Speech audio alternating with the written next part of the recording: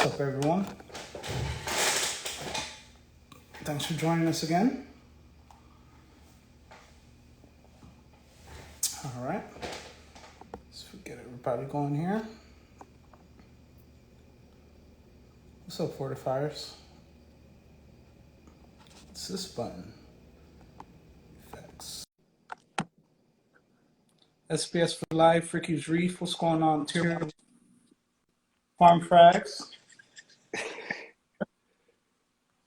What's up, Des? How you doing, man? Oh, there you go. I didn't have audio for a second. How's everybody doing today? Not too bad at all, sir. How you doing? Ah, man, beautiful. It's been a nice week, man. Um, all the pressures of the frag swap are gone. Let's just say that. I mean, leading up to it, there was a lot of, tightness in the muscles, kind of just leading up to it, those jitters.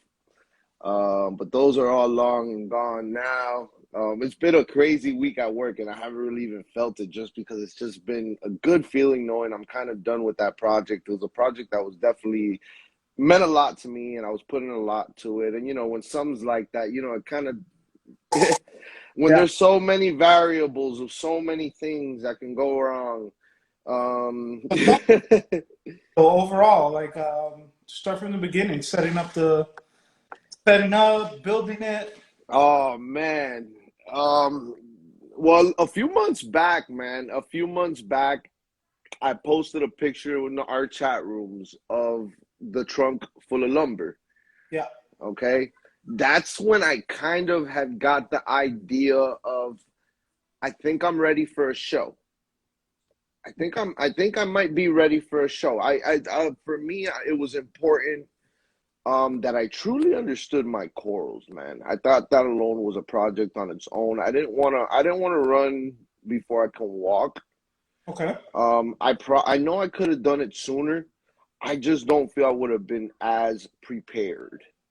I felt I could have stumbled a little more if I would have probably not been patient, which is something we're constantly preaching about the hobby. Mm-hmm. Patience is key.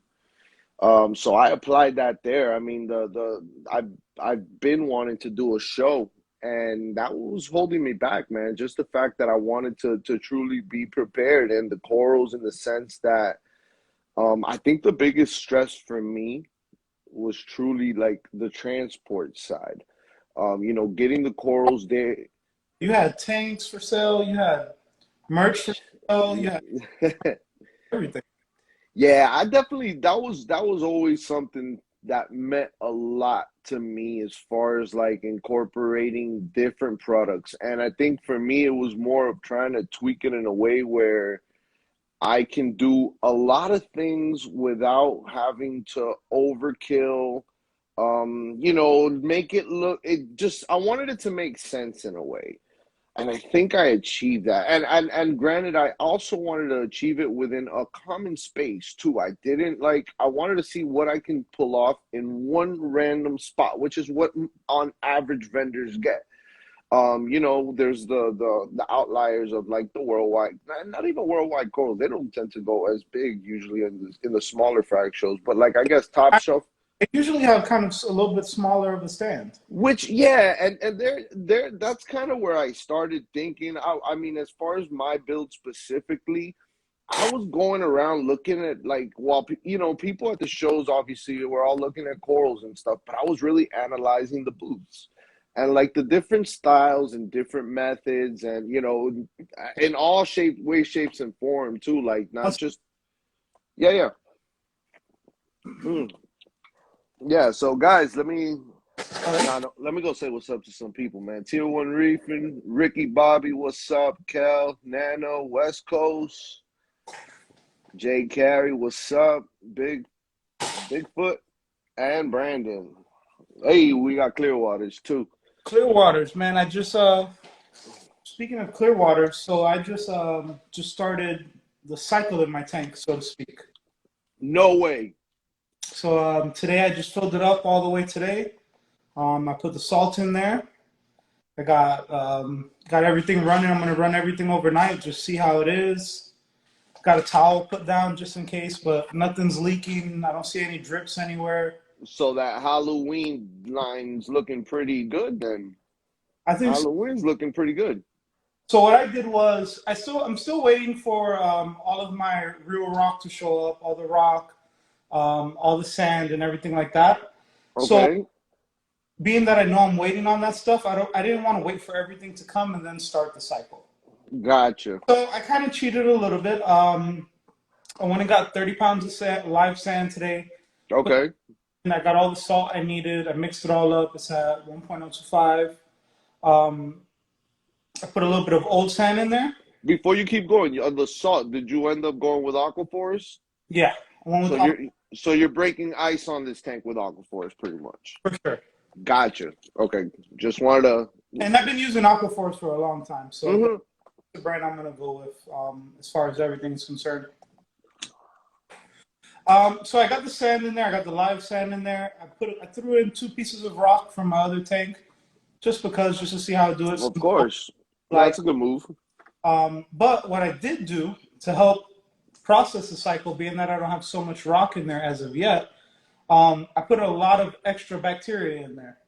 So I put some of Polyp Labs Genesis in. I put some of Chem's Stability, a Okay. substrate sauce. I put some Dr. Tim's in there. I put some You, 7 in there. that's a bacteria tank right now. Yeah, so I'm thinking just let it ride for a couple days, let it clear up. I got some carbon running inside of the thing to clear the water up. So it's looking good. I turned on the algae scrubber. I just turned everything on. I turned the skimmer on. I turned the algae on, just to make sure everything is going to work. That's a good move. Whatever is going to happen is going to happen now. So Absolutely. Absolutely. I mean, are you planning to break the ice with like some chromies and stuff like that, or like some well, tester fish? in my nano tank, I still have 4 fish in my nano tank. Mm. I still have my 2 clowns, my wrasse, and my goby in there. But I don't know if I want. I'm not going to put them in yet. No, absolutely. I'm not going to put them in yet. Although Greg was saying diversity is key, a lot of the products that I just put into the tank say put your fish in, no problem. Yeah, absolutely. When I read the CChems instruction, and they're like, you can toss the fish in.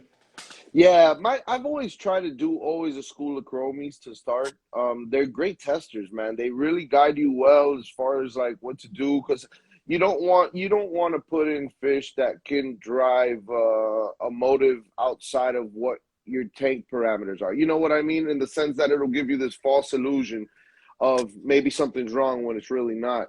Yeah, Um, I'm not trying to rush it too much because exactly. I have to put all that dry rock in there, which is going to probably cause another little mini cycle. But I still have a little bit of all of the products, so that way when I do get the dry rock in next week, after I escape, I can put them in, and then I'll just do the whole process over. But I figured I'll give myself in the tank a little bit of a head start.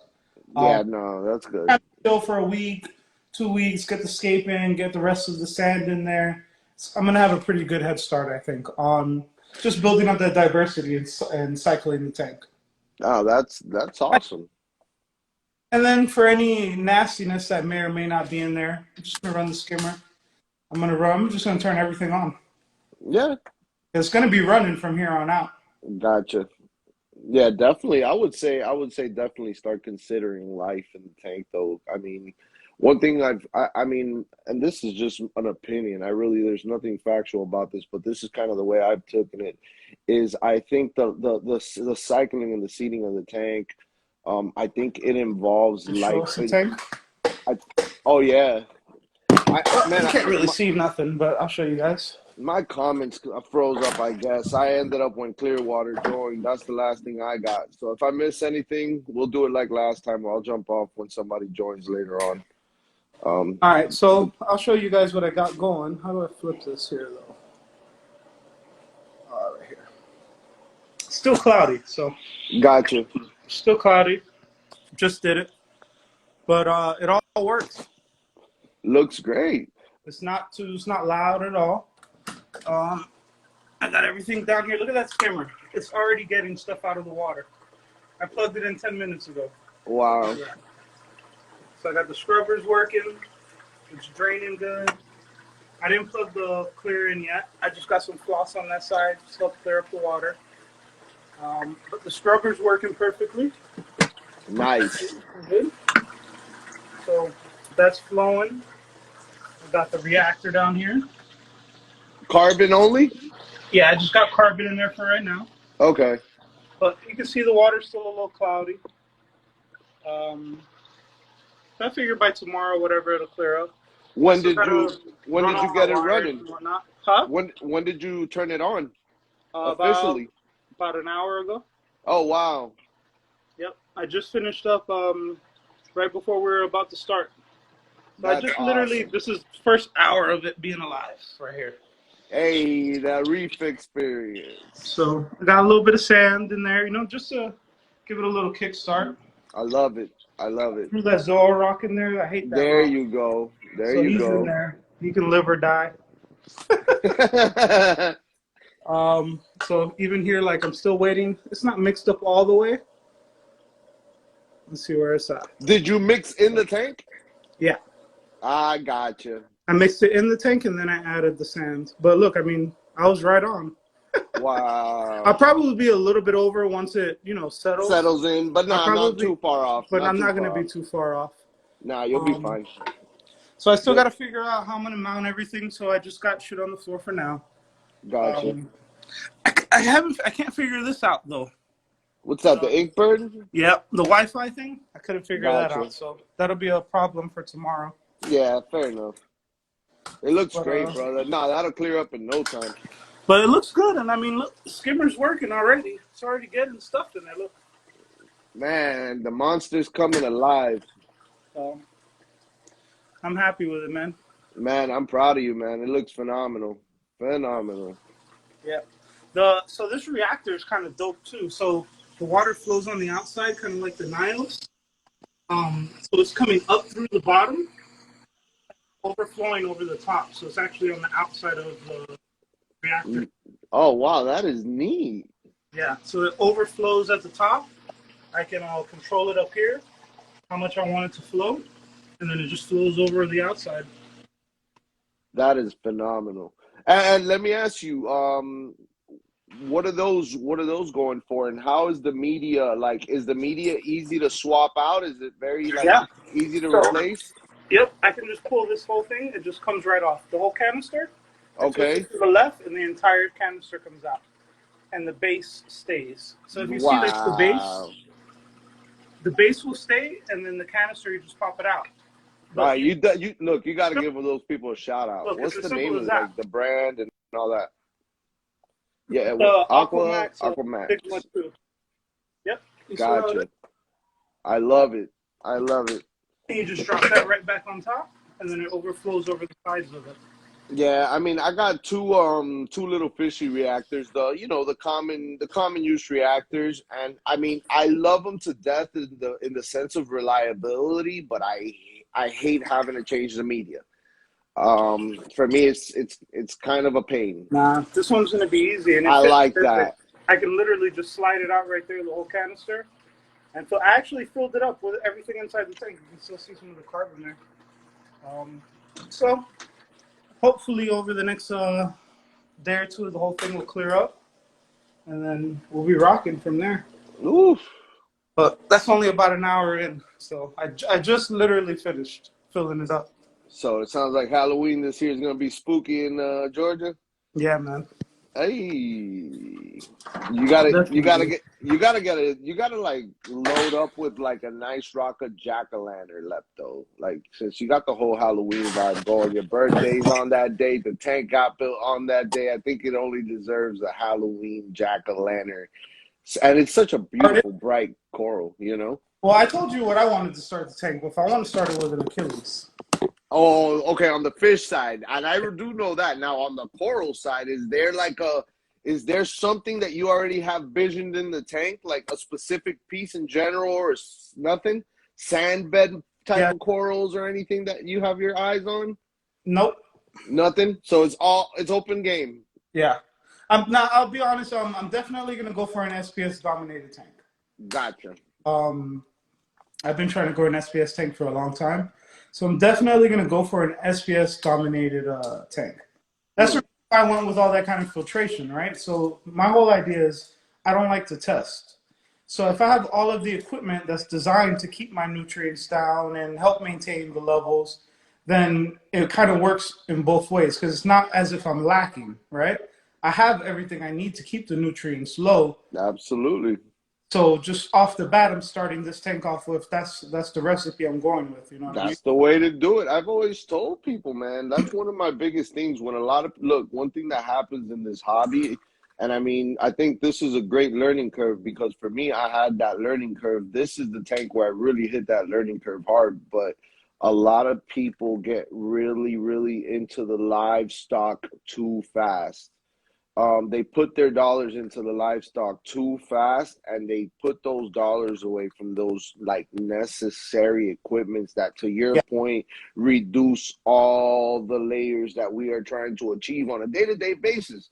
Yep. So the husbandry is highly There's a reduced. texture there, right? And you know, Yeah. reefers in here, and that's where I got the tank from. And I remember when I went up with my cousin and my brother, and one of the things he told them when they were asking about the reef tank was, you have to be a water keeper. The goal is keeping water. You got to be able to maintain the water. You got to be able to understand what's going on in the water, biologically, what's happening. And I think once you figure that part out, I think the rest of it is easy because they'll just grow. Yeah, I mean, look, there was I 4 years ago, so well, maybe even longer, maybe 4.5 years ago, before I was building this tank and I was trying to figure out what sump to use. I was looking into the Triton method, okay, which is no water changes, which is completely on the opposite spectrum of the route I took, but Mm-hmm. that was the original plan. There was one of the Magna speeches. There was one of the Magna speeches that the creator of Triton was the speaker, the original creator of Triton. Real smart cat. You know, it was hard to keep up at the time because I mean, let me not say hard to keep up. I understood all of it, but there was definitely points that like I had to, Google some things that I might have not had at that time because it was a Right. very deep in the rabbit hole convo. But he was trying to like base out the way they look at it. And he called it the trifecta, the table, the legs of the tank, and he set the three legs, and it was light, flow, and chemistry. I've seen that video. I'm assuming it has to be a popular video because it was a hell of a video. I mean, you take a lot from that. I took a lot from that, especially since that's what the route I was trying to take anyways. And why not listen to the creator himself? You know what I mean? So that's why, the Radions, I ended up upgrading the lights and going to a better grade of lights just because like 2 out of the 3 are forever. It's only the chemistry, the one that we're following up with day in and day out. The lights and the flow, once they're set, you're done. Like once you got it, you can move on from that. The chemistry is just constantly varying and moving.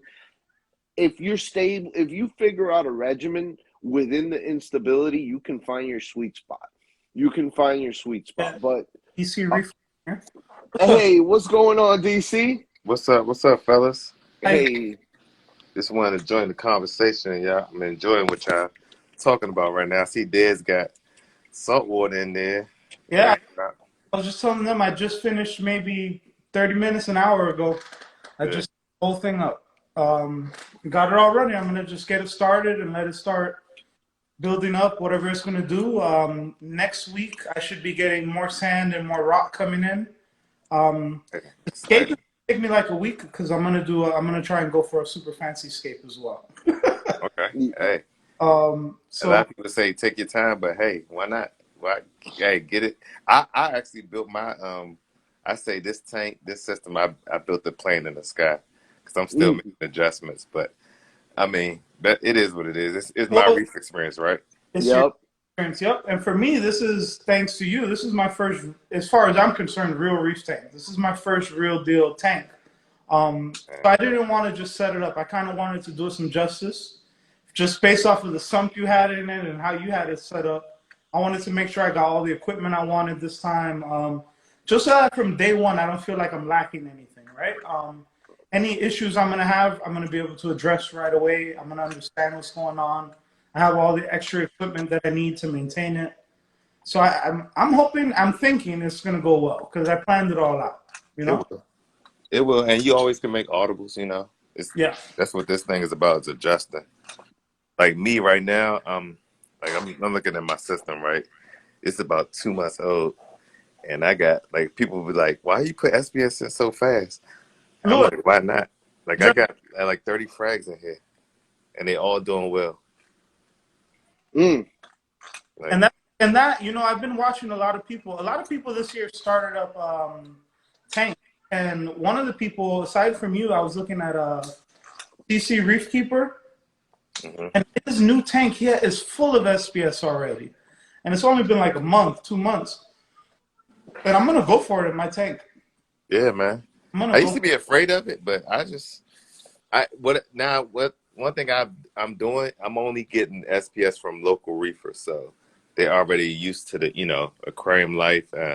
They most of them are like cut and heal for like weeks, so that's the route I'm going. I'm not getting no like fresh cuts or from vendors. Yeah, I'm not gonna start with like super high end frags. I'm gonna start with all the basic stuff, all the branching digis. I'm gonna get all the Monties in there, and just kind of go that route. I really want to do Millie dominant though. Mm. Okay. I really want to go. I do want to have some tenuous in there. Obviously, I just want to have like some Walt Disney's, the all the named ones, your Orange Passion, all that kind of stuff, all those classics. Hmm. I do want, but I do want the majority of it to be Millies. I like Mm. Millies more than the tenuous. Even though the tenuous, the coral itself gets more colors over time, the Millies have the hairiness to it, and you still get all the different colors. You know what I'm saying? So I think that's what I'm leaning more so towards getting Millies. And supposedly they're hardier, Okay. but I don't know. Yeah, I think DC's route. I mean, that's kind of the route I've been trying to take myself. I've dabbled in other stuff, but I'm trying to keep my focus. I've always tried to kind of not, with nothing against the LFS. I try to focus my dollars to the LFS on like the goods, the materials that I need and stuff like that. Even if I'm paying premium, I feel like I'm supporting like and I move from LFS to LFS and I buy some from here, some from there. And I just feel like I'm doing my part to support the LFS. But when it comes to like SPS and things like that, I'm kind of on DC side on that. I feel like, just the vendors, you just get a different, I don't think, I mean, you get some different breeds. It's just a whole different generations that they hold up much better, in my opinion. You get a lot. The success rate feels higher, in my opinion. Yeah. Get it like from hobbyists, like hobbyist to A hobbyist. 100%, 100%, and I guess you could call us the garage guys. Like those guys. Usually, you'll find some really nice stuff. Those, or even some hobbyists. But definitely the homes is where you tend to find some of the hardier, nicer, or even some weirder stuff too. So that's usually where you get lucky, in my opinion. At least my experience on it. But I will say, even having this new tank, I still don't have the itch to buy coral. Like I'm not like, oh man, I need coral, I need coral. Like I don't feel that need. I think I'm kind of at the point where I just want everything I just did to work. Yeah. Um, That's the evolution, though. That's the evolution. Like once you get into the hobby at a certain point, like the first stages, you're going for that livestock. You want the corals, you want the fish, but then after time, you start realizing you want the success, I and want then you're looking at it differently. You're not chasing the corals now; you're chasing the success that comes behind the corals. And that's the challenge for all of us, and different layers of it too. I think SPS being that, you know. now. Yeah. One of the I main really don't see SPS. I thought it was gonna be like super difficult and finicky, but I mean, from my experience, man, I'm from just 2 months. I mean, they are all same colors. Like I think I lost one SPS. It bleached But out. what do you think the key to that is? I don't know if it's a key. What I think in my experience right now is because I have a larger water volume. Yeah. It's not. I don't have the fluctuations like with the nano. I had like salinity fluctuation, temperature, stuff like that. But with the large, I got like this is like 250 gallons total. Mm. So it's a lot of water. I mean, and for some that's a lot of. For me, it's a lot of water. Yeah, Um, it is. It's a lot. I mean, it's a lot of water. Lift it up. yeah, if you right, could, if right. you. So I'm looking at now, even and this tank had a bad like hair algae, dinoflagellate breakout, mm, and the SPS didn't miss a beat, man. mm. And I was like, I'm almost shocked. Like, I'm like, am I doing this right? I mean, my alkalinity is like a 7. It's not like, the 8.5s and I don't even know what the pH is. I mean, but everything is doing good. Plan on running. I'm gonna try to run my alk 7.5 to 8 to go with the salt that I'm using. Yeah, Mm. I don't think it even matter like like what number you run it, as long as it's like it's the same number. Remember, yeah. But I mean, when I'm looking at now, I'm just, I mean, things are starting to crust, and it's only 2 months in. Now, I cannot attribute it. I'm not dosing or anything like right now. Everything is just, Are it's you just salt water. So I ran that recipe for years, DC. And I just started dosing, and more for the sense of I'm getting a little heftier on SPS. A lot of pieces are growing out. Like I have, like my Monty was one of the original pieces in this tank like 3 years ago, and it already came big. It was already a big piece, and it was a friend of mine, a coworker, that we coincidentally realized we both had tanks, and I was building my tank, and we did like a trade for trade, and I ended up getting some really nice Monty caps and my Digitata. So technically, I was in the SPS early, but I didn't consider that the level of the Disneys and the home wreckers and those. To your point, Des, you know what I mean, like the higher end, the premiums.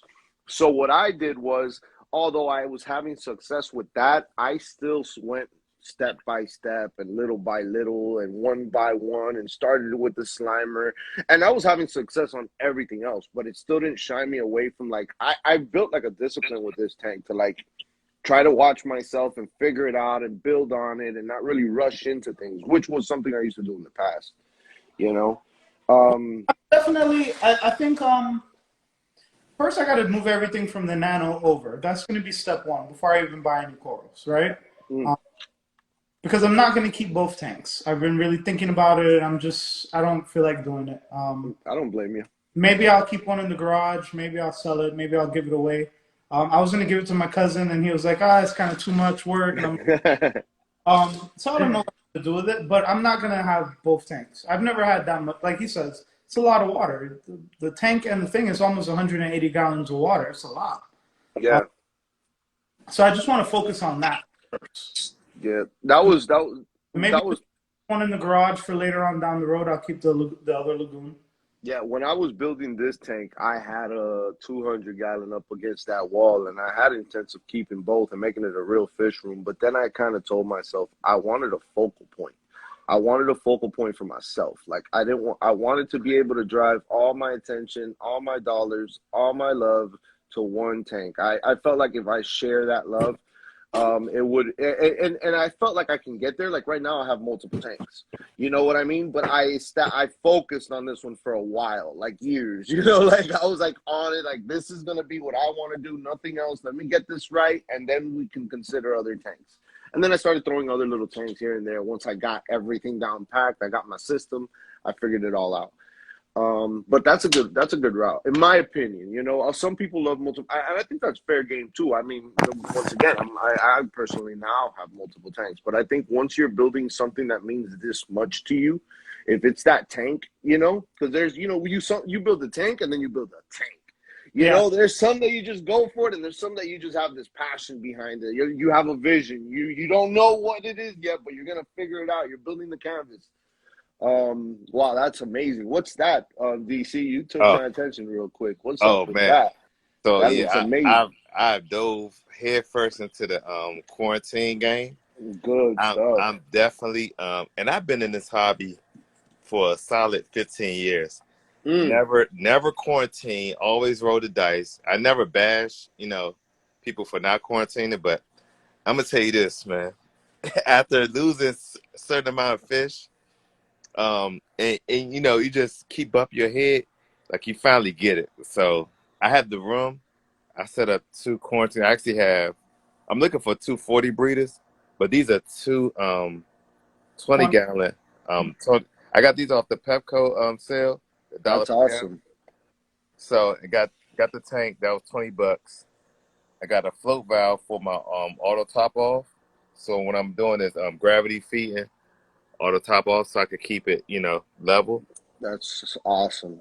Hang on the back filter with the UV. So this was like $30 off of Amazon. Everything I got off is Amazon. That's a And killer quarantine setup, though. That's an yeah, thanks, awesome man. quarantine setup. Quarantine a fish before. I've Yeah, always thrown them in. I've been rolling the. One thing I've done. I've gotten smarter with just how I pick my fish. I mean, now I'm at a point where I like what I have. There's a few fishes that I would like, but I'm not willing to sacrifice all my fish at this point. Like everybody's so happy and healthy, and I got a good amount of fish, the fish I want. I'm kind of in a happy place. But I think at this point, if I'm gonna risk putting anything else in the tank, I'm gonna take DC's route and I'm gonna start quarantining. What's that for? Isn't that the sleeping? Formaldehyde? Yeah. yeah. So I watched Tidal Gardens video, and they use this instead of copper.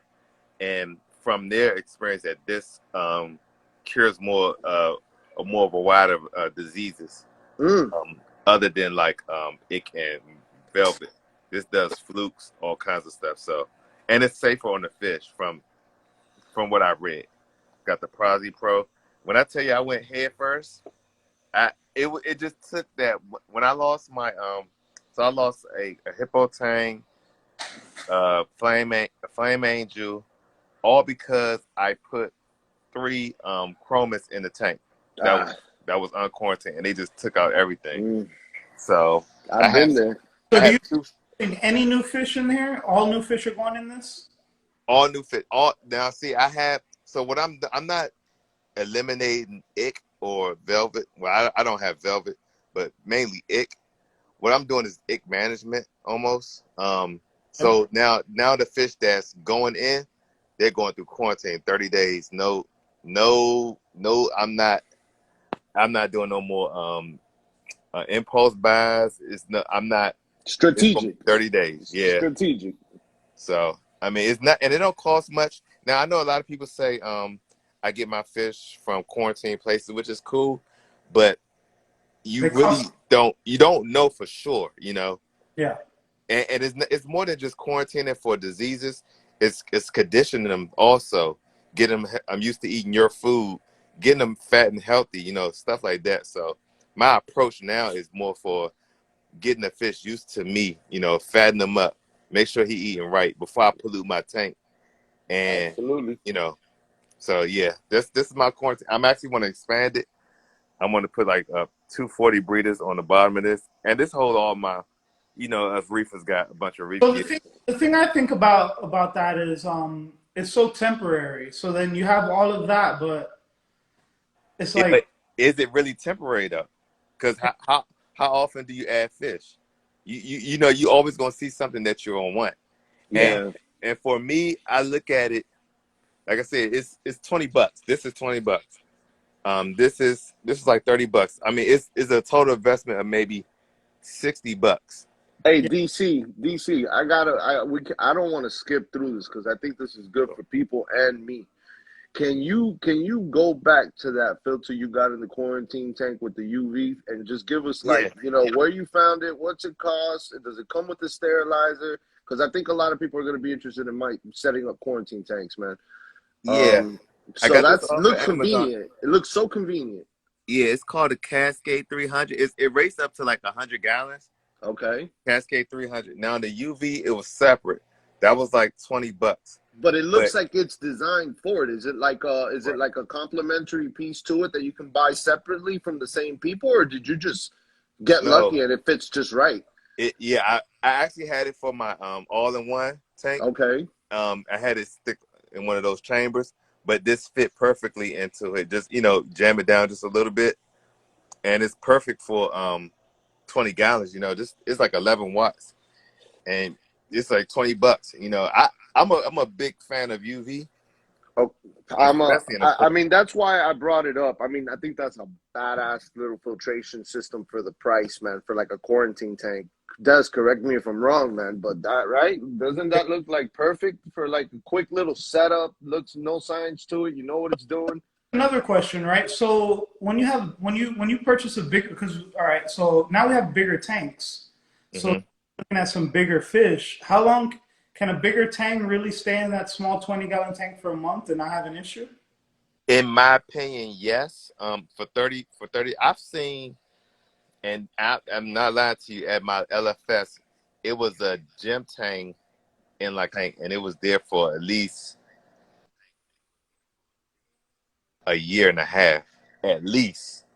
And it was a gym tank. You know, at that time, gym tanks was going for like $2,000. Yeah. I will feel more comfortable having them in a 40 breeder, Then um, the than the 20 long. But I mean, the 40 breeder is probably like another 12 inches. You know, it's double the size, but it's the length that matters as far as for the tanks. It's not really the water volume. It's the actual Yeah, dimensions of the tank. So yeah, I, that's a I good only point. yeah, I only really plan on putting 2 tanks at a time in here. And like I said, I'm going to search for a 40 breeder so I can, add more. and DC, how many fish do you have in your tank right now? I have a total of 7. Nice. I have 1 tank, 1 yellow captain bread tank, 3 wrasse, um, a chromis, a yasha goby, and I believe that's it. So yeah, I might have shortchanged it, but yeah, I could, man. I was looking at certain videos. The Triple R Reef. I don't know if you guys familiar with him. That guy Hmm? has a Red Sea Reef. He has, dude. That dude got about 20 or 30 fish in there. Yeah, Mm, I watched Shumi's and with layback reefer, and he has like 30 fish in his tank. And Yeah, I was thinking for this lagoon, I was thinking I wanted to get up there with the fish numbers, like have yeah. a decent chromis count, have a decent anthias count, uh, Mm-hmm. clown count. I want to put 2 pairs in there.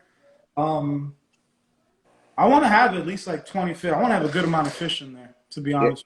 Hey this guys, is I'm gonna jump off real quick so I can get my comments running again. Since we Okay. have okay. somebody joining, and y'all, you don't stay alone, Des. I'll be back.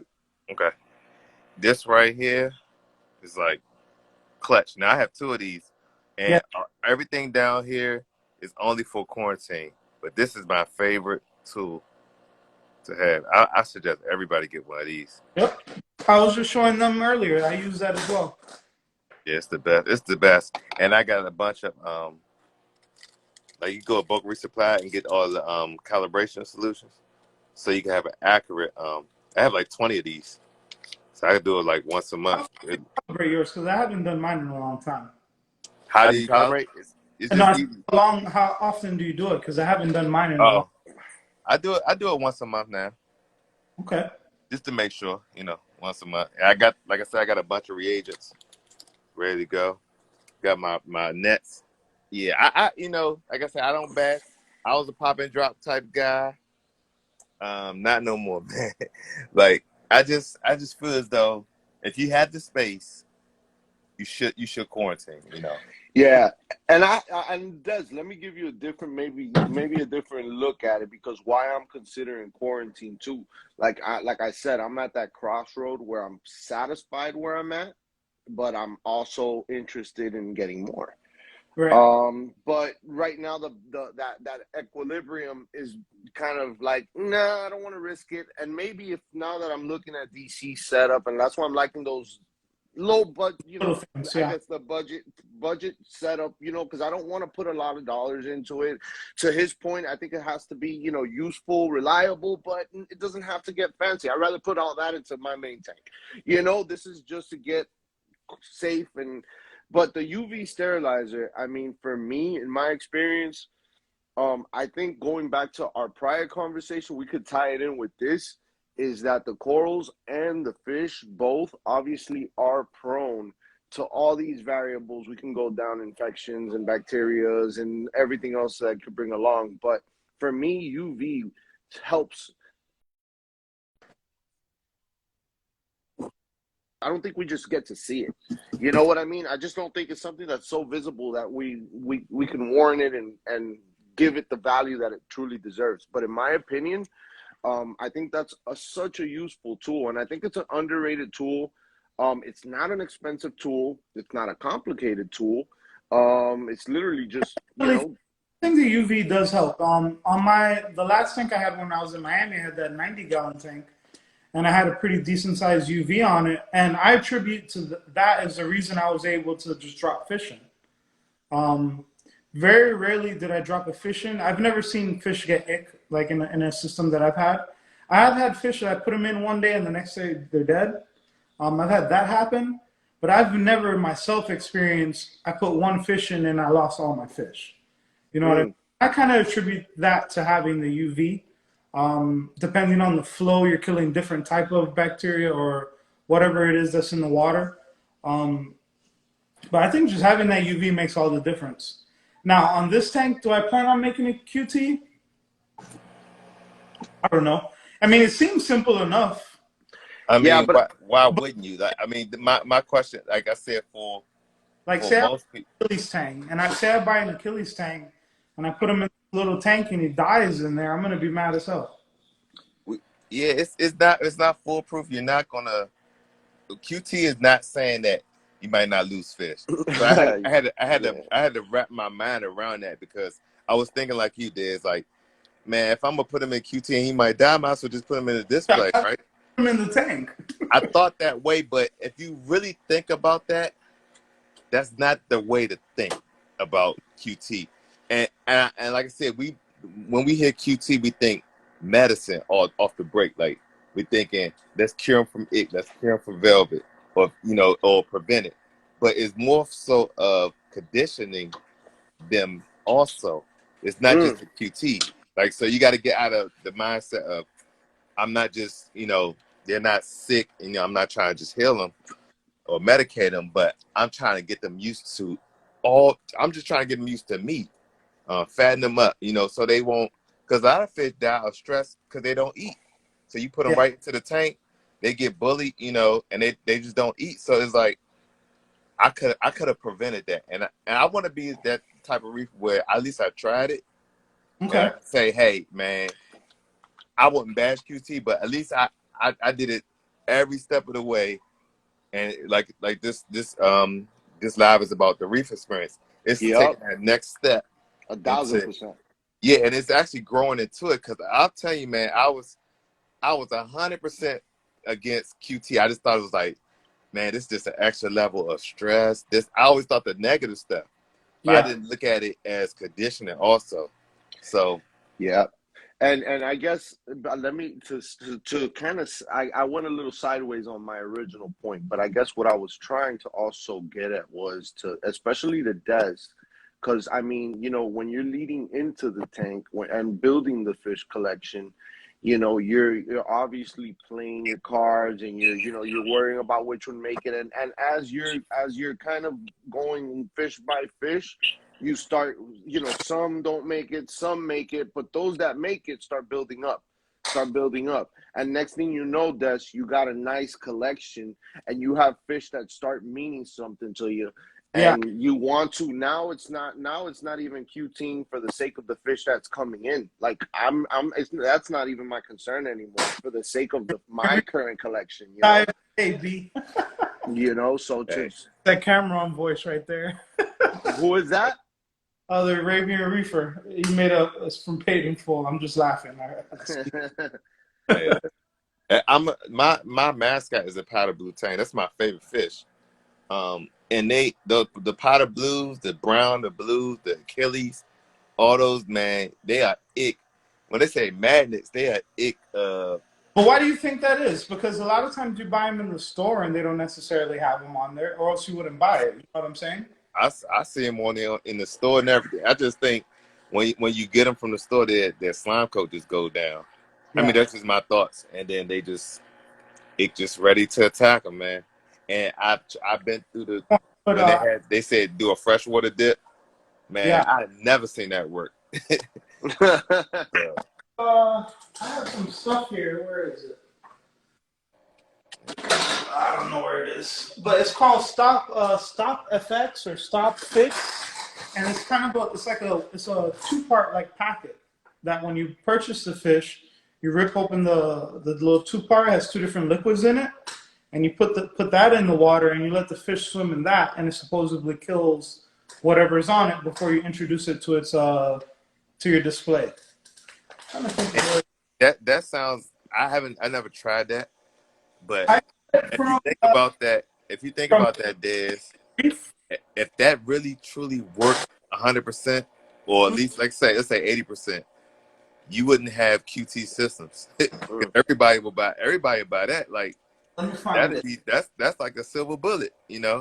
I don't know I where would do that on top of quarantine. Like I don't know. That's just me. That's where I'm at right now at this stage of the game. And then I have kids, so my kids get attached to these fish. So I put a fish in, they naming the fish, everything.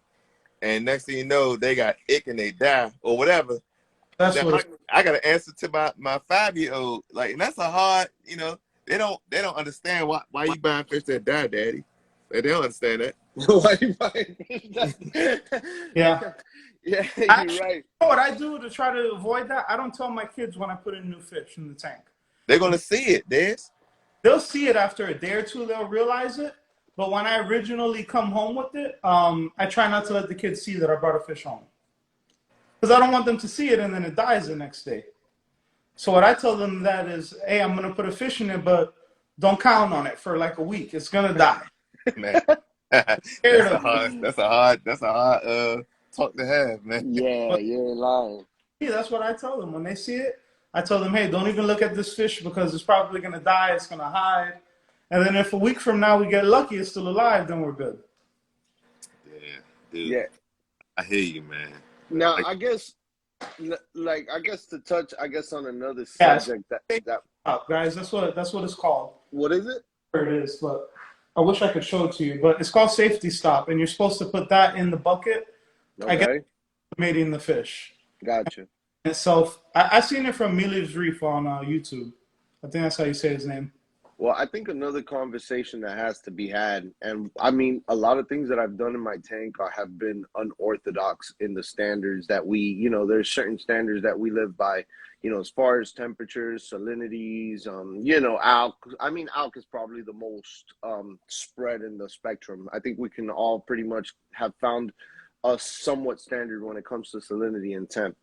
But I've found in my time with this tank, I've always been the one to try to keep my tanks to that standard 78, 79. On this tank, I want to see what happens when it gets colder. When you go colder on the tank. For the Why? sake of that.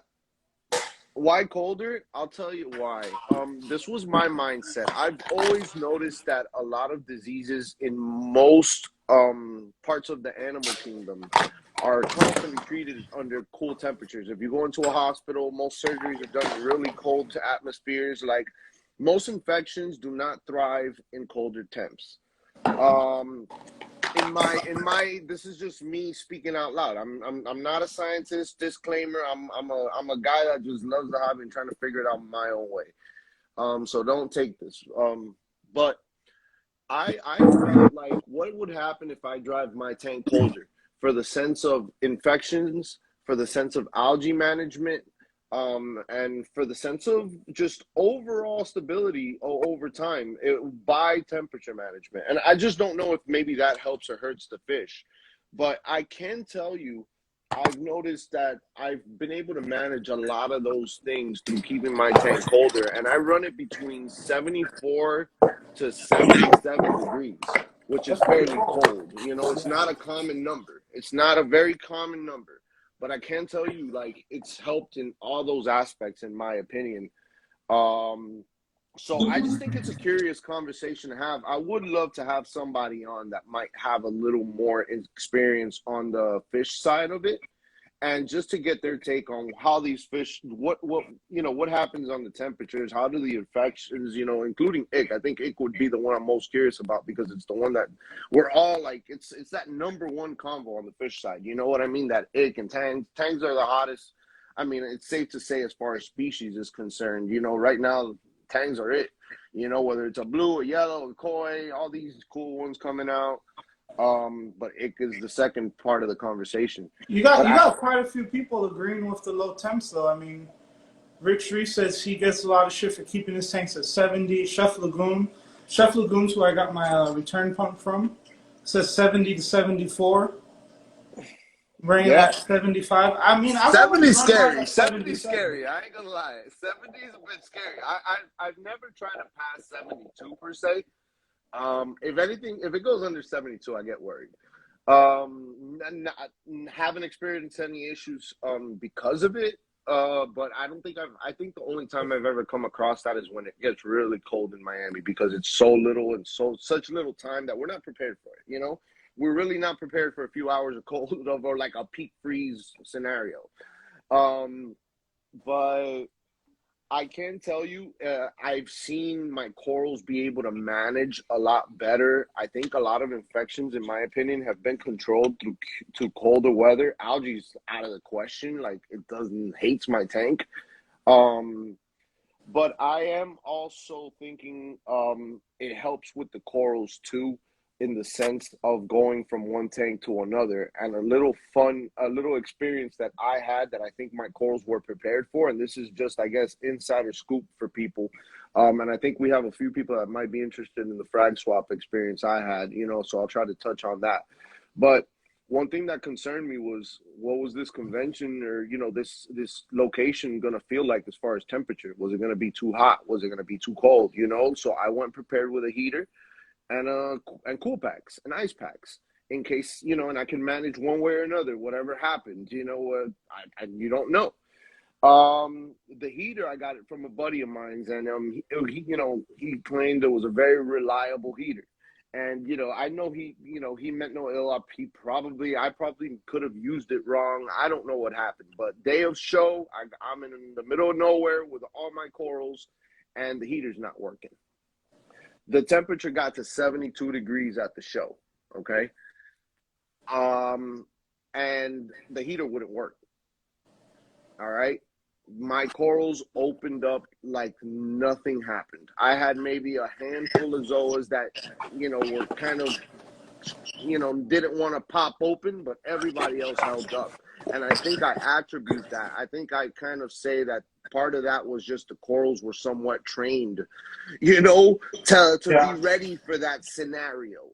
I think that was an upper hand on my behalf just by naturally keeping my tank colder.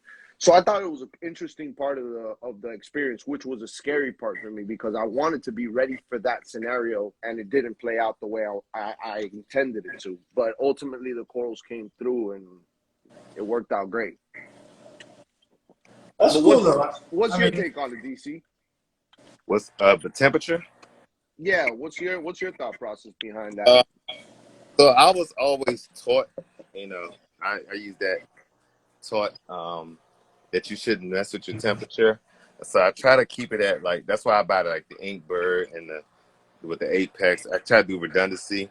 I does the try. both of you use the Inkbirds? I know I use it. I like it. I actually enjoy for the last few years I've enjoyed the variation throughout the day. My And tank goes from 74 to 77 with natural just room temperature, the AC running. I just have a stable AC temperature at the house. I keep my things clean, and it usually, it's usually on the money. For the last few years it's been on the money. I haven't had an issue since. But I personally, and this whole experience of like being unstable comes from the plant world, because for me, I love acclimating plants where they don't belong. I think that's like part of the experience on the plant side for me, and I think the corals can be possible. It's a very similar concept, as far as the acclimation side of it. As long as it's done properly, these plants can be trained to handle variations in sun and shade and part sun and all that. Like I get indoor house plants which are known to be don't put them in the sun, they're gonna die. I landscape with them, to literally test it and see what happens. And they you'll have its funny business. It'll have maybe a little brown spot here, and the next thing you know, they're ready to go. every plant's not the same. Every plant is not the same, and these are experiments of mine. So once again, I'm not condoning it unless you want to experiment yourself. But I can tell you my experience has all been positive. Plants will acclimate. Corals will acclimate. So if a coral adapts to a stable environment, I believe it's going to be used to a stable environment and everything else can alter it. If a coral is used to an unstable environment and can thrive under that unstable environment, I believe it can acclimate to be a manager of that instability when it comes around. That's my experience, my intake. No opinions, all guys. No facts behind it. We're just talking out loud here. Yeah. I believe that all I've dealt with, even salinity change. Like some corals survived, some corals didn't. So I believe they can adapt. So I believe you. They definitely will adapt. When I lived in South Florida, I didn't run I never had a heater. I would say for the first 5 years that I had a reef tank, I never had a heater. And me and you spoke about that, Des. I Yeah. remember you telling me about And I that. had just randomly got one just because I felt like, oh, everybody has a heater. But I Yeah. went years without a heater. And that's why I wanted the conversation to come up though, because it is like this unwritten rule. It's like an unwritten rule that, like a heater's a must or a chiller's a must. I see a lot of people coming into the hobby that don't know anything, and they'll come to me like, what type of chiller should I buy? And they're about to spend $1,000 on a chiller where it might not really be necessary to use a chiller, but they read it online or they thought, it was a thing. And I'm not saying you don't. There's some scenarios that do call for it. But Also behind that, when you say chiller, LFSs they promote that too. So a lot that's a of good people, point. a lot of the LFSs, and no shots at them or shade at them, but they going off of old The old way. methodology, your old way of doing things. So when people go to the LFS, they, we all been there. You're amazed. You see this. You never seen nothing like that before. And I used to go Yeah. on my lunch breaks, and I would spend my whole lunch break just staring at the fish. And I never seen a clownfish swim like that. Like freshwater was different, but saltwater was like it's just next level. And, 100%. and then you listen to the LFS owner, but they're telling you off of their old ways of doing things. Like get a Yep. chiller, get this, this light. So it's you kind of gotta, Old world thinking. yeah. So you gotta. So I hate to advise newbies because it's hard. It's hard to. You almost have to experience a lot of things. Yeah, but one thing, look, and I gotta touch on this because this comment just kind of hit me. Kel says you should match the ocean temperature as well, though. Kel, the ocean's really, really big. There's a lot of different temperatures everywhere. There is, I don't think, that's another thing. We all assume that every square inch of the ocean is 78 degrees and 1.025. You got to be out of your mind if you cannot assume that the ocean has variations of temperatures and salinities constantly.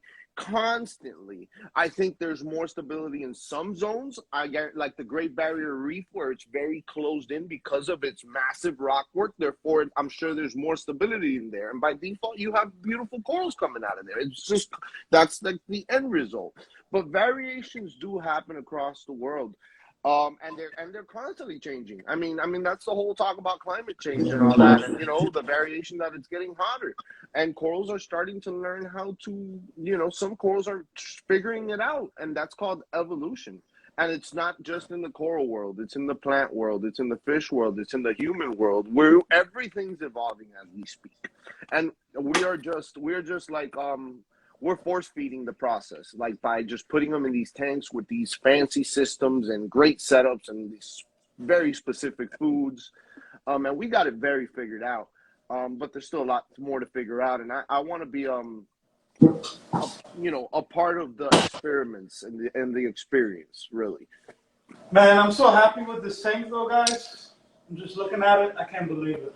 Yeah, and whoever doesn't know the story, guys, DC Reefer is actually the one that, Des actually took a drive, the whole Reef Experience. You go back a few lives, you can kind of see the story and the timeline. But Des speaks about his trip to DC.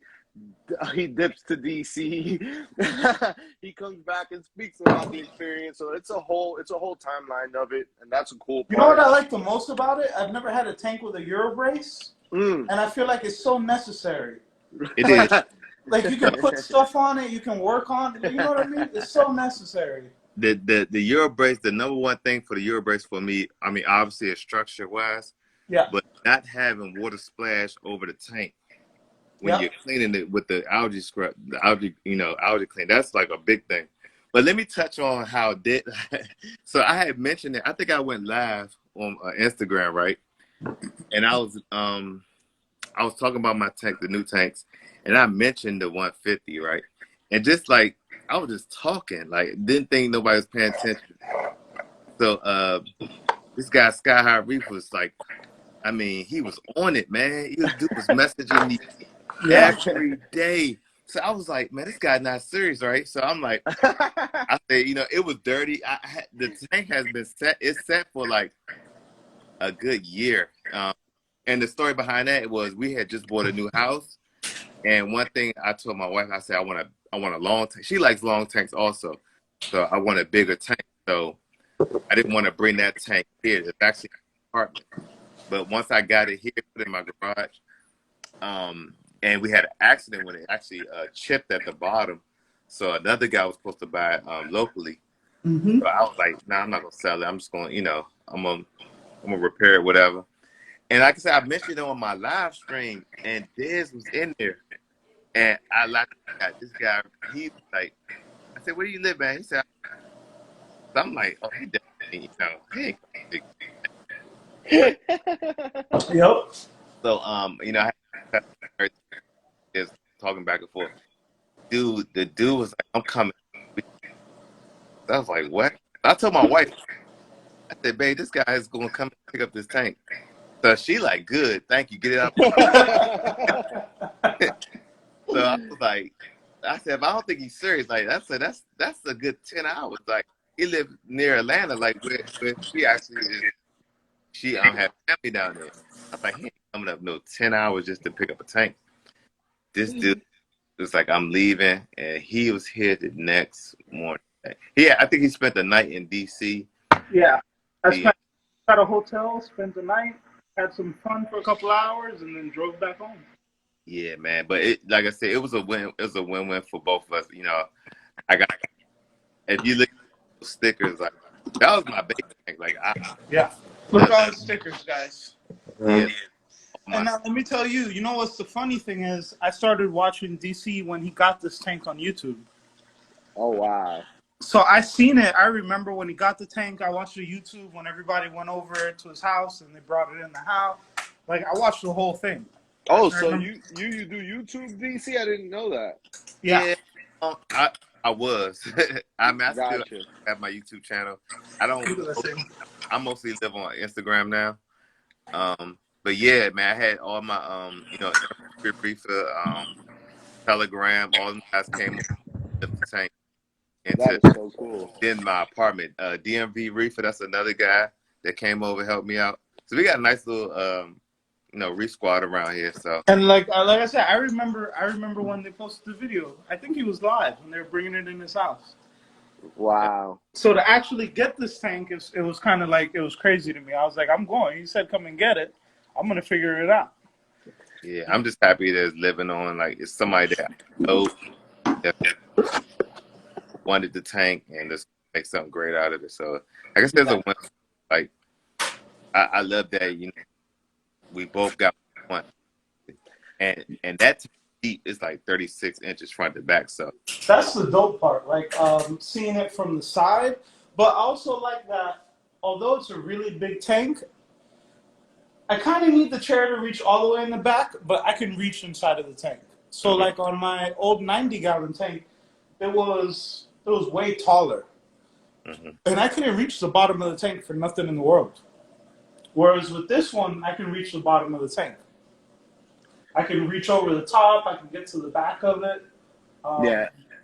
I mean, I like it, man. I love the fact that it's documented, you know, the story. I mean, the fact that Yeah. we have these experiences week to week, and like, you know, you can go back and really see the story come fold, that which is a popular thing on YouTube. But you know, I think YouTube, it's a different format the way we're laying it out, just because it's just you know, it's uncut, raw. You know, it's a different It's dope. style, I think, of different approach on how we're taking like these experiences per se. And like, you know, that DC just shared his experience right now with the QT thing. So I guarantee you a few months from now, you know, he'll be back on and there'll be that progress report that we can go back on and say, wow, look at the evolution on that little project. You know what I mean? And like so on and so forth. On the comments section, SPS for Life said, I think it depends on what changes you do that show signs of stress. Obviously, poking it will show right away, but parameter swings you won't see right away. Generally, 3-4 weeks you will see signs. SPS for Life, I've been doing this experiment for about 3 years now. I've been running unstable temps and salinities for years. And to your point, there is some things, if you do things too drastic, that will show up in later time. By the way, like burns on plants. Usually a plant, when it burns, it doesn't burn instantly. The browning shows up usually 24 to 48 hours after you can start seeing the browning. So you can put a perfect, you know, a completely shaded plant out in the full sun, and it'll hold up for the first X amount of hours, and then the signs show up. I think the same thing happens with corals, and in more extent. But I think the swings are also, as long as they're done in a proper way, where it gives the corals a chance to figure themselves out, I think the variations can happen. And the shortest time experience I have with a species is SPS right now, which is the last thing that I introduced to the tank by default, as far as the species is concerned. But so far, I've seen really, really good results. I really haven't seen any issues. I've actually like recovered some stuff that I got from somebody that was completely bad and was showing colors. So that's even better than holding something up to me. For me, like being able to turn something around from no color to color, I think definitely says something about the tank's chemistry and, you know, the variations playing out. But yeah, Tom said, "Is that water moving?" Yeah, the whole water is cycling through. I have just a return pump on right now. Right Yeah, now, what I'm doing is I'm just kind of letting it chill. I just put all the salt in it. I just put some sand in it. I just put some bacteria in it. Just get it flowing and just get it going over the next week while I build the scape, get the rest of the sand in.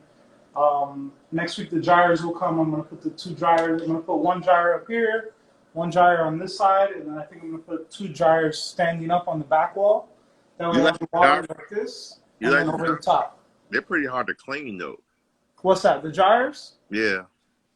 They're hard to clean, but I'll be honest. I have a MP10 on the lagoon over here, and I don't like the thing sticking out on the side glass.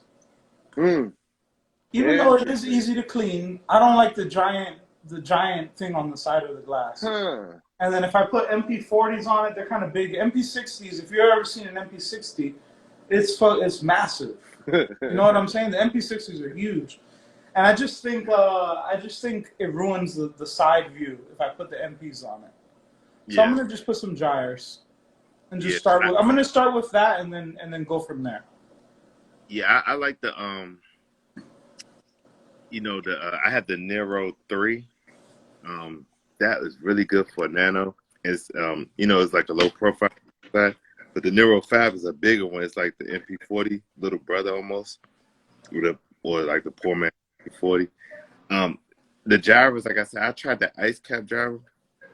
I think it's impossible to clean. It's like when you take I'm it up, actually gonna go with the Jabo gyres from Amazon. yeah, it I've like had a lot. I've had a lot of good luck with the CP150s, and they mhm. got an even bigger one, the CP180, and that one is advertised. It says between 7,000 and 9,000 gallons per hour, and each one of those pumps is $169. Are they controllable? Like as far as like, You can um, control them with I want to say with the Hydros controller. I think you can control it. But other than that, it just has its regular, the Jabo dial thing. Now, the Jabo dial has different modes, and the newer ones have Wi-Fi. So you download a Jabo app to control the pump.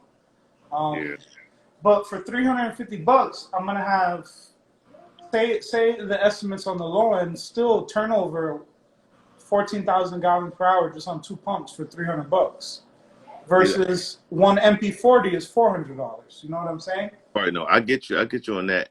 I would just from I'm not steering you in no direction. Don't get me wrong. Yeah. Uh, and just because of my experience with J-Bo, I'm not saying it won't work. There's no support there, and No, like there's not. I said, Yeah.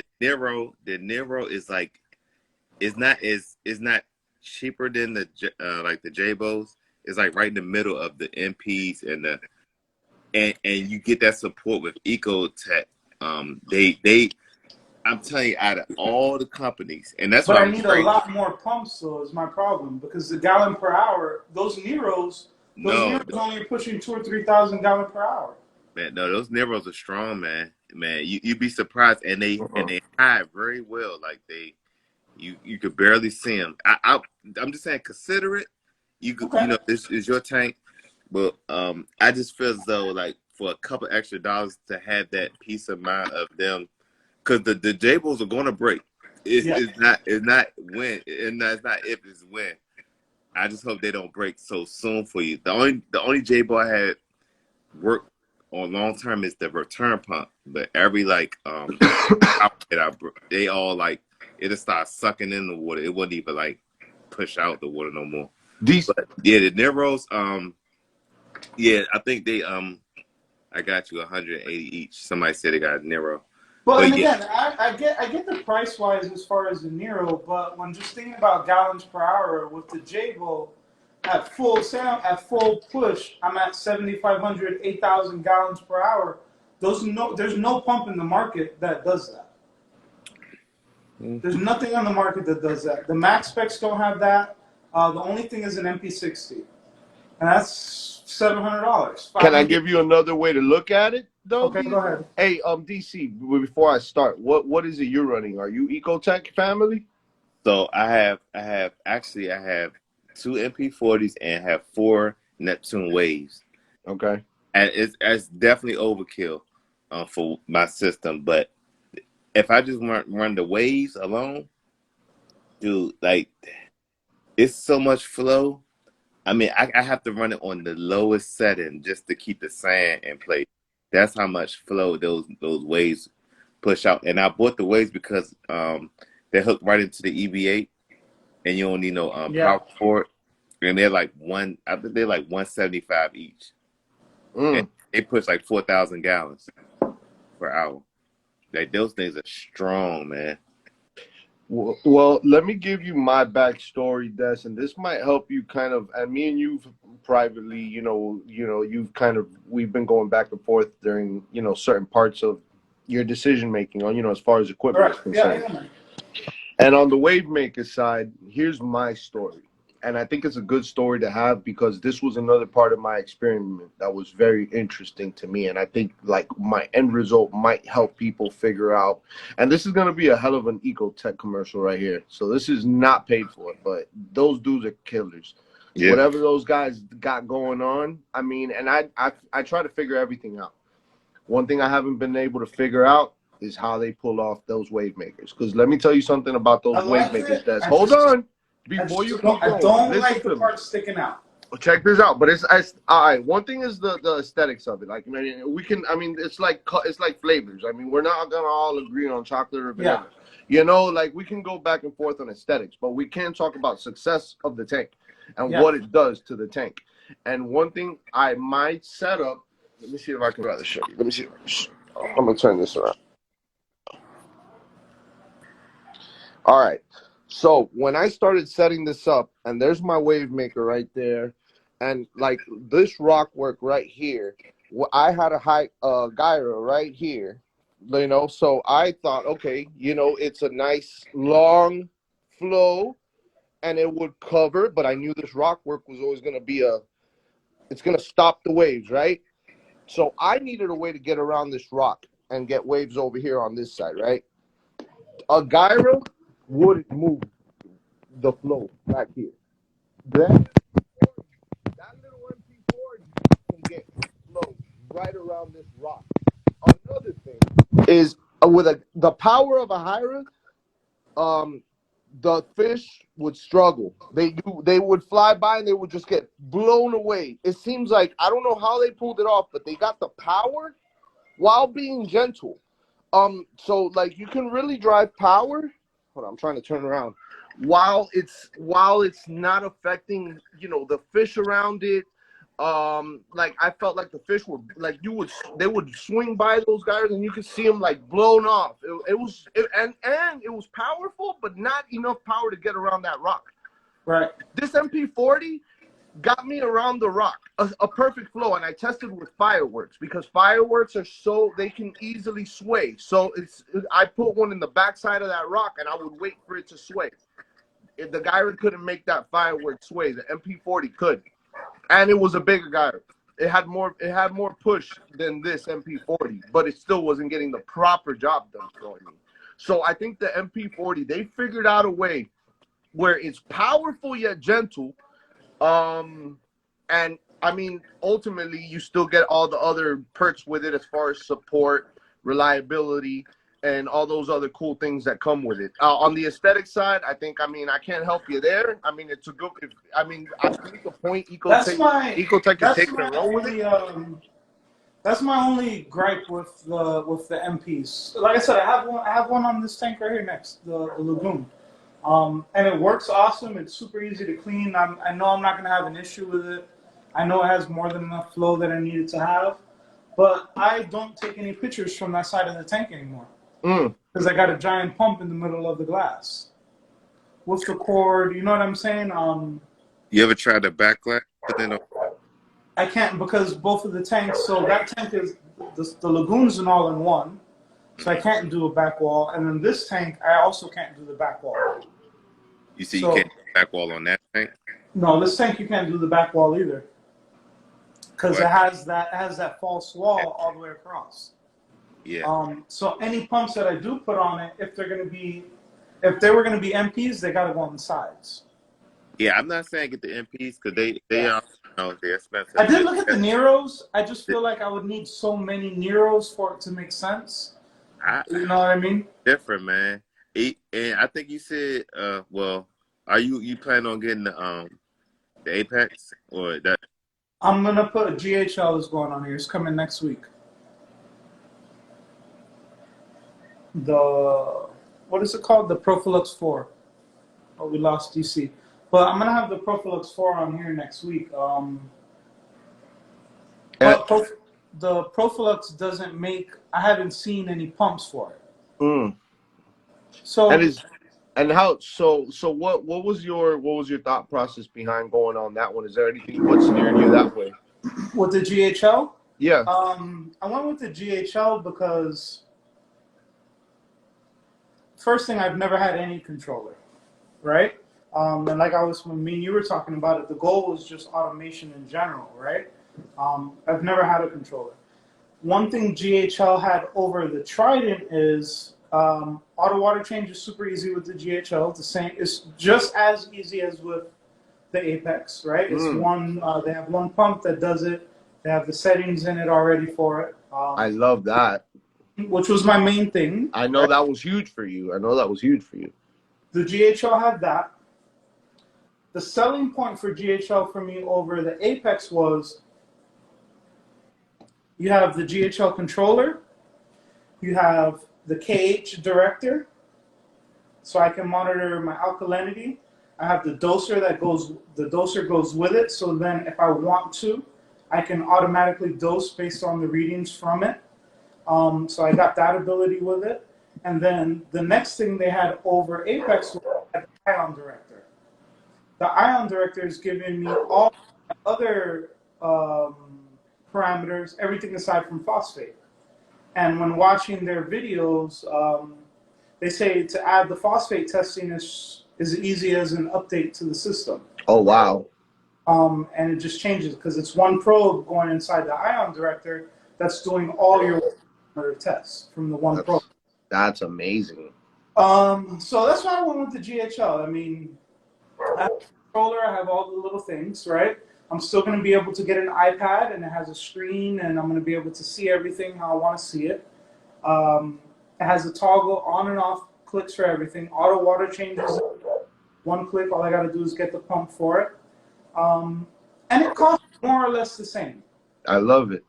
I love that you tried. Look, one thing I gotta give you credit for, and I think that's one thing that you can sum up from both of us, is that we kind of don't. We try different things. We're willing to try different things, and we're willing to talk about it, which is a bonus. But as I thought you were super hyped for an Apex. I was super hyped for an Apex, but it's not necessarily an Apex is what I was super hype about. I was super hype about controllability. I was super hype about automation. Of course. That's what's big to me. I don't Yep. care where the automation comes from. I told Louis that. I don't care how I automate it. I just don't want to ever bring a bucket into the house after a certain point anymore, right? I don't want to have to break out every test kit if I have a controller that can do all of the tests for me. If I only have to do a phosphate test for the rest of my life, then that was a win. 100%. Let me see. All right, no problem, DC. DC, man, I appreciate you, man. Thank you, DC.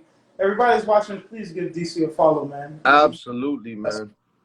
I love talking to DC, man. He's definitely. I love the way he shares his experience. I mean, it's once again it lines up with what we're going for, which is just raw. He lets us know, he's real about it. I love his intake on a lot of things, and we tend to agree on a lot of the things that we're doing.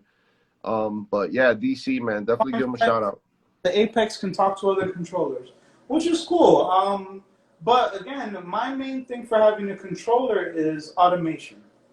I know a lot of people are against it, and a lot of people talk down on it, but over the next 6 months, you're going to see me fully automate this tank.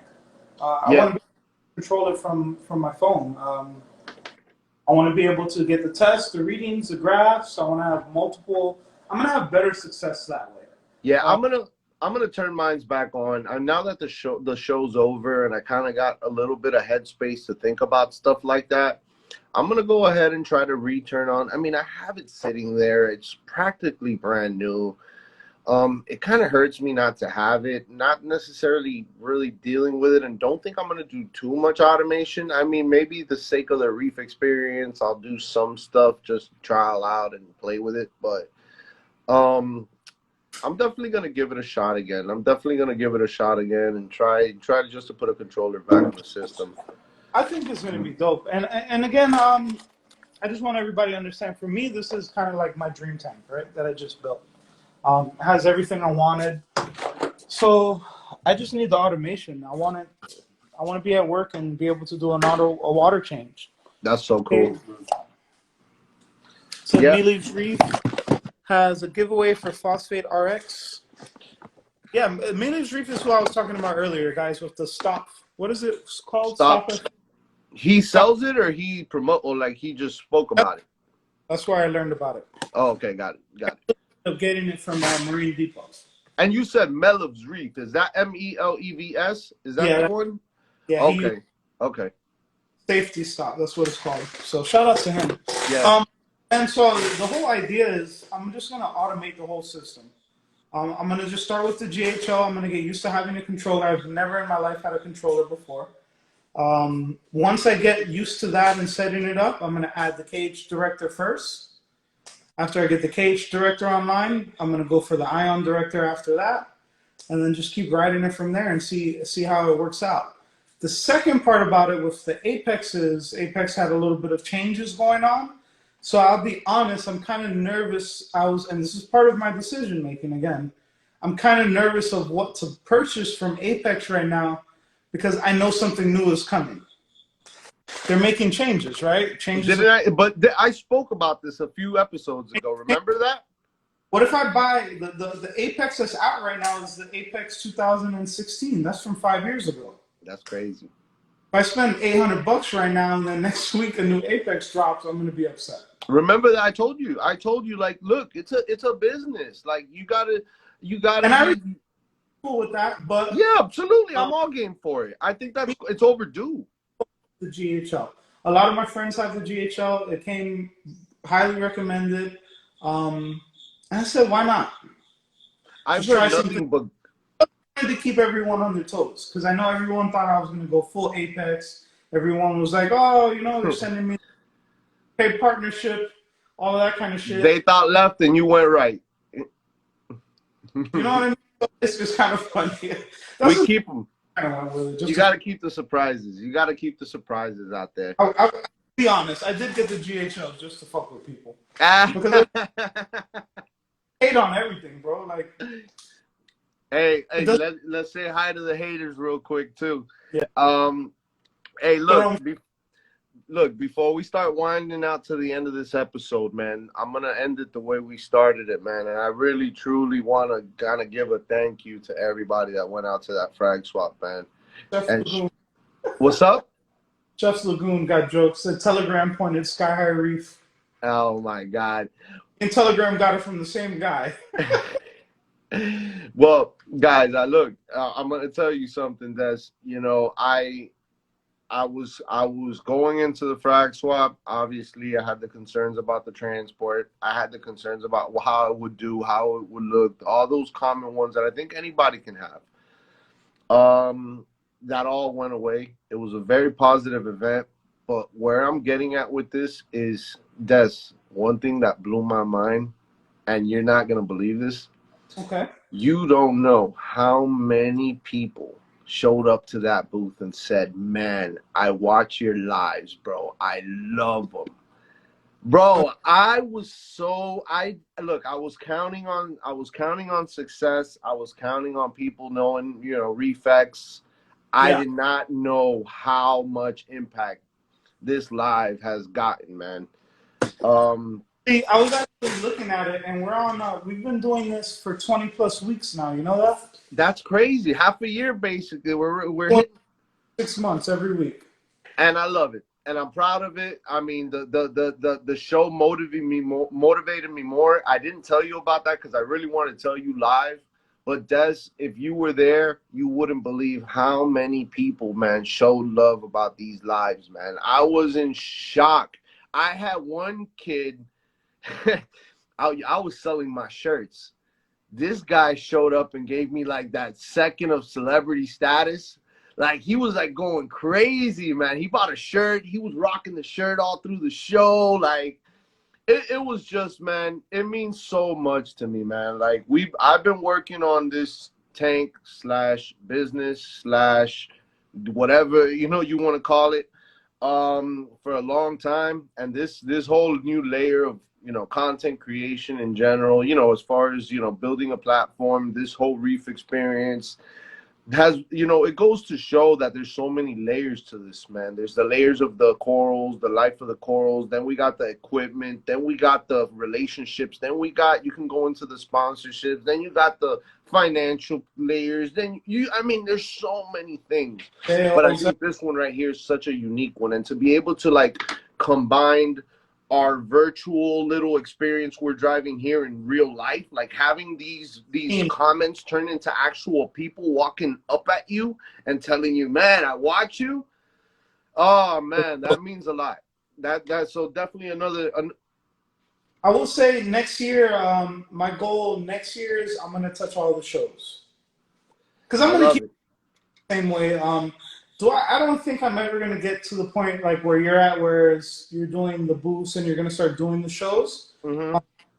But I definitely next year I do want to travel to the different shows and just create more of that presence. And then eventually you have those booths, and then we have the Reef Experience area, and you know what I'm saying? Like goals, and hey, if anybody knows, I came pretty crazy to the show as promised. So the Reef Experience section would not be a problem to add to it. I'm definitely. I'll just add. So the best part is the hotel bar. It is. It's fun. So are you gonna join the traveling frag swap show? Yes and no. Okay. Yes and no. Half of this battle obviously was a successful booth and I created my tank on a sense of obviously the aesthetics of it, but I wanted the transportation to be like I was thinking about it like the fair. You know how they build those things in 2 seconds? Like, it just comes together. Like, I wanted mine to be very, like, comes up fast. Cons up fast. It's still impressive. Doing it all without having to build it all up. It just literally snap on, snap off in a very professional and sturdy way, because I'm thinking long term. I didn't want to build it for a show. I want to build it for shows. Yeah. So this show meant a lot to me in the sense of, does this work? Will this work? How will this work? And you don't. Yeah. Yeah, and it's not the same in your backyard than it is, you know, real time. Once you're there, loading it, unloading it. And look, it worked out phenomenal. The display worked great. I was able to figure out my weak points, which I knew there would be. Which, when you go with that mentality into it, problems aren't a problem. Yeah. You know what I mean? Like, I was not worried about having any failures, because I was prepared. I was building for it to not have those failures in a Reefer-Palooza, in an Aquachella, which is my ultimate goal. And not for the sake of the big shows, because I love local frag swaps just as much as I love Reefer-Palooza. But one thing I do respect, especially Aquachella, is that, like, my booth will fit into the event, because they apply such that look, that fluorescence, that beauty, the designs, the decor. Bombshell Creations, I think, is the lady that does all their artwork. Mhm. I mean, if you don't follow her, follow her. She is I appreciate creativity, especially in this hobby. So seeing that all come to about, that's kind of where my head was on this. It wasn't to make the coolest. Granted, obviously I wanted the best of the best. I wanted the best result I could possibly have. But ultimately, it was more, my thought process was, I wanted to be aesthetically equivalent to the shows that I want to be in eventually. I want to be able to fit into that. And that, I think I achieved it. I had a great time. I had success. The vendors were amazing out there. You said that big ass X definitely stands out. Hell yeah. X marks the spot. You know, I was watching the aficionados YouTube video on the swap, and as soon as it starts off, he's doing his video, I see the big ass X. I could see your booth. Oh, I didn't know he released the video. That's super dope, man. So he released the video already? Yeah. Oh, I haven't even seen it. I'm gonna go check it out. But hey, shout out to Aficionado, man. He showed up to the booth. He definitely spent a minute with us. I had a bunch of people show love. The Reef Plug, you know, he was there, and one thing that, you know, me and him were working together on each other's setups and what we were gonna do, and he would, you know, offer me some pinpoints. I offered him some pinpoints in the day of the show.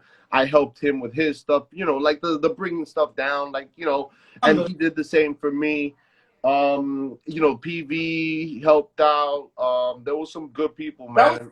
That was dope about that show, that I wish I was there, was that just to see again the evolution of the, right? You had your own stand. Mondo and the Reef Plug had their own stand. PV has his own stand. He's going to be in. I don't know if I should even say where he's. I don't. You know, I'll wait for let him announce that kind of. He's doing even bigger shows next year and whatnot. Yep. Hope to see you guys evolving in that way. Absolutely, man. And I love seeing growth, man. I love seeing growth. I love seeing people trying, like, not being afraid to try things. And, you know, like, look, those guys have done this before.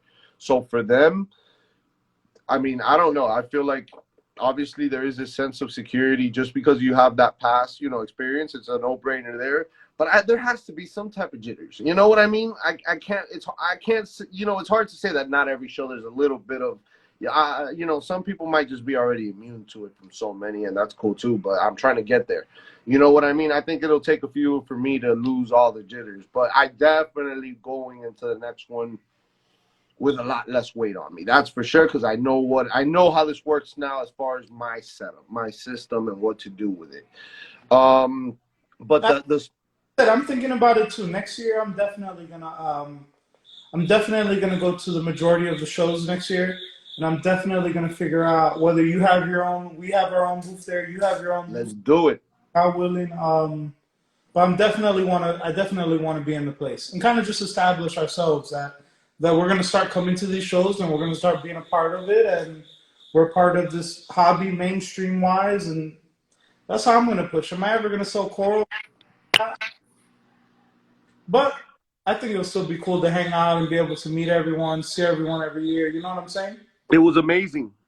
Yeah, I think you'll. I mean, and with these lives, man, the way they're going and the amount of like people that we're meeting through these lives, I think you're gonna be shocked to see how many people just come out and talk. And it was great convos. We kicked it for a second. How you doing? Obviously corals. We start corals. They bought some corals. They supported.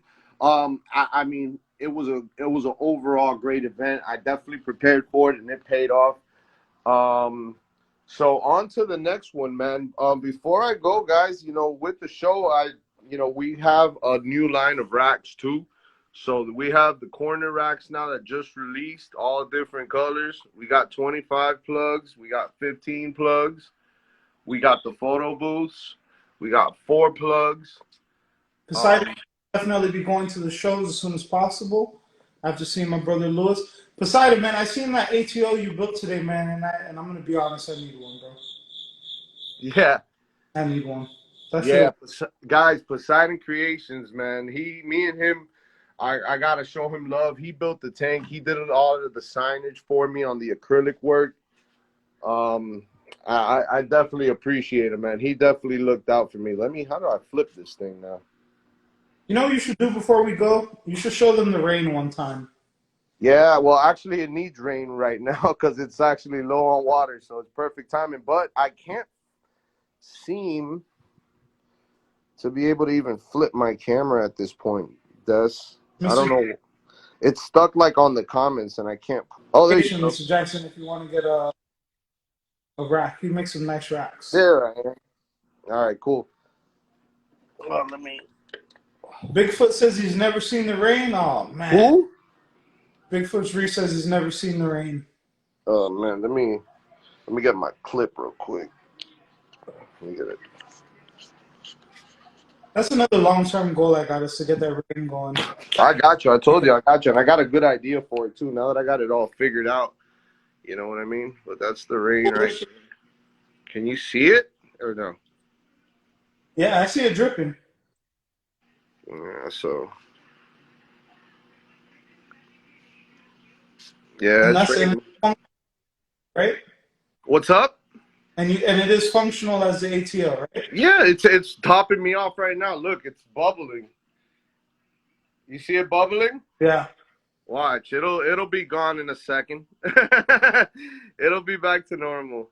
But that's some of the rock work right there. So, and the show, one thing that happened during the show was it cleaned up a lot, man. Like I was able to clean up a whole lot, man. So since the tank, a lot of product left. They said you got a leak. That's the rain. He set up his ATO and it drips from the top into the tank. Guys, these are the ones from the raffle right now. Um, Got some magicians growing out looking real good. Where's my clip at? Let me see if I can find my other clip. Put my yellow on for you. Give you some details on some of these things. Uh, yeah, so those. I got beautiful colonies. It's a bunch of random corals growing on this. Like this is my first digitata, which that's a baby that I just clip off of this guy. Whenever this is my free giveaway digi. When you come and buy something and you want to try SPS, I'll cut you a piece of this so you can take home and give it a shot, and then you can come back if you like it, if it works out for you, But I think that's the best route on offering for SPS and stuff like that. Got some yellow subs. Still got some pretty stuff, man. Let me see if I can turn off the waves for a second. Give y'all a better view. But look how clean that floor is, man. It's spotless. Like my floor, man, it just stays so nice and clean, man. No coralline, no algae, just always white, white, white. It just complements the tank really well. And it's hard to get the corals because of the rain. Even the waves are off, but the droplets, just The causes. rain. What's up? So the rain is the most awesome thing you got going. Yeah, I love my rain, man. It's so cool. It's a really, and when the lightning and the waves start crashing against that rock, because when I set it up at 11 where the rain and the lightning, but then it's also the swell. So you have that crash against this rock, and then it's like a wave hitting it and the rain and the light. It's just so natural, man. It's a beautiful touch. Got some nice torches there, and it's nighttime for them too. And they don't like when it's bubbling on them because I use this for flow for some of my torches. So when it gets low, that's my son's Iron Man. This guy's been with us for years, so the baby, that's his baby right there. Got a bunch of Sunkus babies growing out all over the floor. Yep, making progress, man, little by little. It looks good, sir. Well done. Appreciate it. Well, guys, this is another week of the Reef Experience. We're an hour and 40 minutes in. Once again, thank y'all for joining us, man. It's crazy. We're what'd you say, 20-some weeks in? Yes, sir. Jeez, that's crazy. Well, for a million more, man. For a million more. Have a Well, good night. It's the guys Reef Experience. Bye.